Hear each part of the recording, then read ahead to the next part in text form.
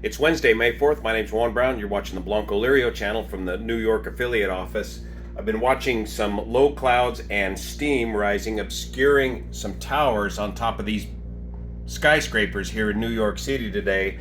We have the preliminary report from the NTSB of the tragic loss of the Cessna 208 Caravan back on 5 April in Burley, Idaho. And according to this report, I think the location of those stacks and the steam coming from the stacks from the Gem State potato processing plant located very close to the end of runway 20 is going to be a factor. On April 13, 2022, about 8:35 Mountain Daylight Time, the Cessna 208B Grand Caravan, November 28 Juliet Pop, was substantially damaged when it was involved in an accident near Heyburn, Idaho. Heyburn is the town just across the river from the airport. The pilot was fatally injured. The airplane was operated under a Part 135 cargo flight, transporting cargo on an instrument rules flight plan, IFR flight plan, from Salt Lake City to Burley Municipal Airport, Burley, Idaho. A review of the ATC air traffic control communications with the pilot revealed the approach controller issued the pilot the current altimeter setting and verified that the pilot had the current weather and NOTAMs, notices to airmen. They're still using the old terminology. It's now called notices to air missions now. Report for BYI, Burley. Subsequently, the controller cleared the pilot for the RNAV runway 20 approach via the MALT transition to BYI. We'll take a look at that in a moment. Remember, this is a non-radar environment here in Burley, Idaho. So the controller is only talking to the pilot. They don't have him on a radar scope or screen. So it's incumbent upon the pilot to do their own navigation to these various points. And we'll look at that in a second. The pilot reported passing the initial approach fix and about 4 minutes later reported a missed approach. We talked about in the first couple of episodes, and the conjecture is possibly that the first approach was a look-see because there's nobody, it's an uncontrolled airport and there's nobody there to tell the pilot what the runway condition is like with the snow on the ground, if it's even safe to land. The first approach, missed approach, was a fairly high-speed approach, come back around to shoot the second approach. The pilot reported passing the initial approach fix and about 4 minutes later reported a missed approach. The controller then instructed the pilot to execute the published missed approach and to report established in the hold at ERMI and to expect the same approach. Let's take a look at that plate.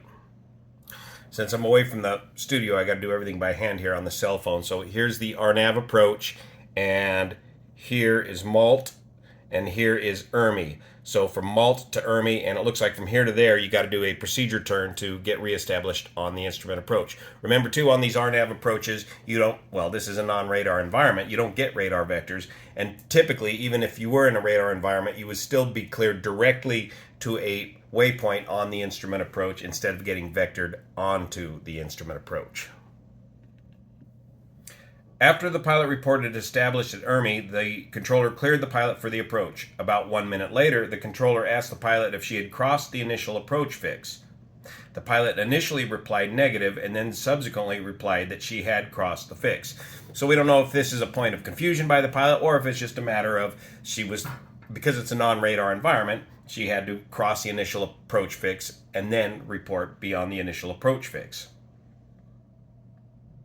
The controller then approved a change to the Burley advisory frequency, the local Unicom frequency for an uncontrolled airport. The video footage recovered from a security camera, so they've got security camera footage of the accident, located on a processing plant, revealed a view of the rooftop of the processing plant along with a smokestack supported by steel framework on the roof.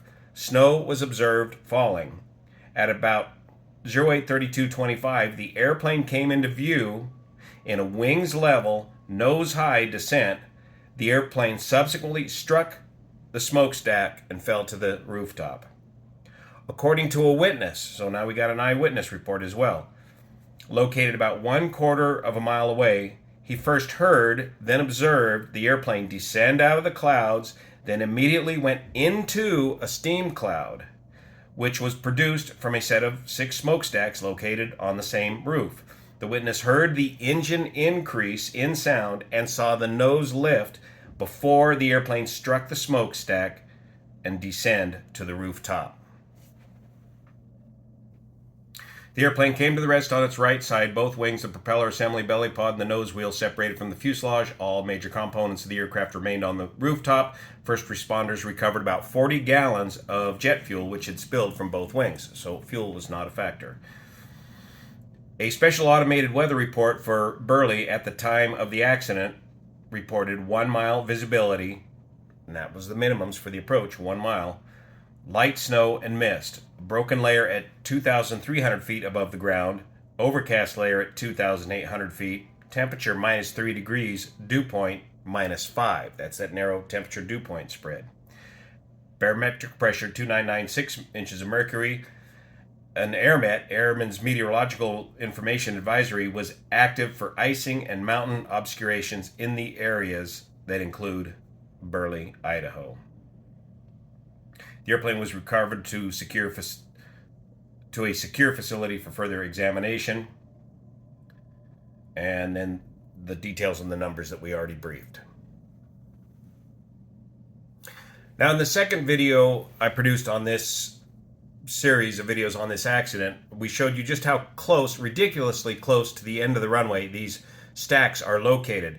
I've got a new video to show you conditions that are similar to the day of the accident. This video was shot about a month after the accident, but it shows the stacks at the Gem State processing plant belching out steam during a snowstorm, and that steam rolling right downwind, right along the approach path that you have to take to make it into runway 20. And right there, we just passed by the tower that Brittany struck. So upwind of those smokestacks is the end of the runway, the river, and the end of the runway, runway 20. And if we get the camera to pan back over here past the truck, right about in here is the tower that Brittany struck. From this view, that tower is presently completely obscured.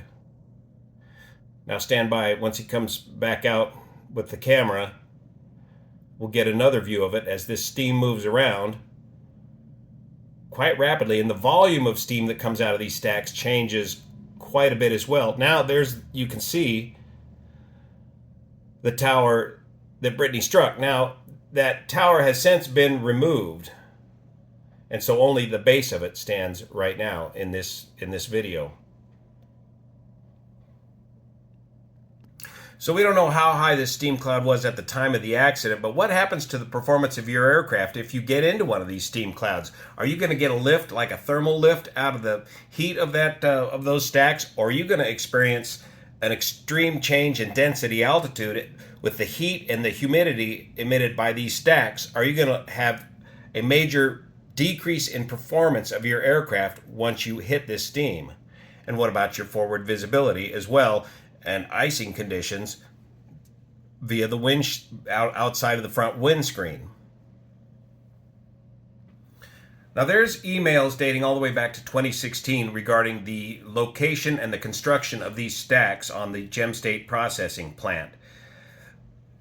When you run one of these small airports, as the manager, it's incumbent upon you that your airport remains within the FAA standards for obstacle clearance. If you want any FAA money to improve your airport, you got to remain in compliance the whole time. So anytime any construction goes on around your airport, that has to be reported to the FAA using this process of a Form 7460. The 7460 form is what informs the FAA of construction around the airport so that the FAA can determine whether these obstacles represent a problem to the TERPS, or Terminal En Route Procedure, for the instrument approach or VFR approaches into this airport. So there's a big email controversy going on right now that investigators are going to have to sort out. Where do these stacks end up in the process of FAA approval or disapproval for their obstacle clearance? And if you do not keep your airport in FAA compliance, you lose FAA funding to that airport. And I believe that's already happened to the airport in Burley long before this accident occurred. So again, more questions than answers at this point on this accident.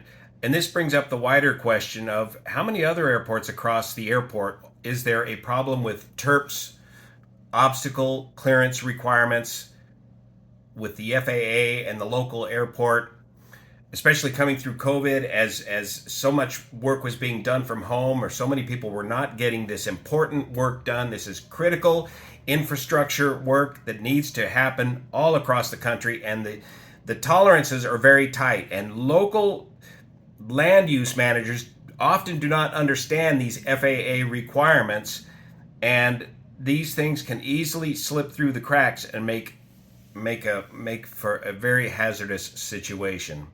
Thanks so much for your support of this channel, especially over the folks on Patreon that make it possible. We'll see you here. I got to go off to Italy. See you.